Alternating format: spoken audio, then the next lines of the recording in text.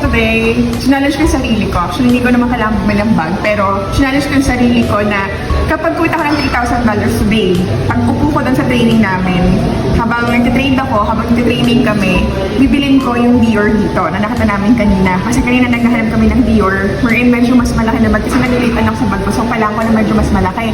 Kaso nga lang kasi ako, hindi ako yung tipong tao bumibili ng mula lang. Kasi nangihinayang talaga ako. Ayoko na, hindi ko kasi parang hindi siya fulfillment for me. Pero kanina, sige, challenge ko sarili ko na sige, dapat kung kikita ako mga $3,000 ngayon, sige, bibilin ko siya. Kasi $3,000 is roughly around mga 160,000. So, yung bag nito is nasa 160K siya. Kasi nasa 13,000 ringgit siya. So, ngayon, kanina nag-train tayo habang nasa training, and kumita tayo ng $3,000. Ayan, di ba?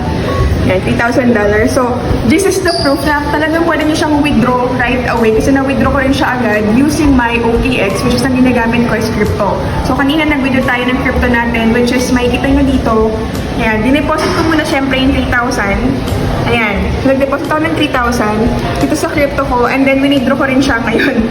So, pwede nyo siya i-withdraw right away through P2P or peer-to-peer na transaction. And na-withdraw ko na siya kanina. Ayan, so kung mapapansin nyo, meron ng laman yung aking bank account. So, ngayon titignan na natin dito kung nabili na ba nila. Or titignan natin kung available pa yung Dior na bag dito, yung tote na bag.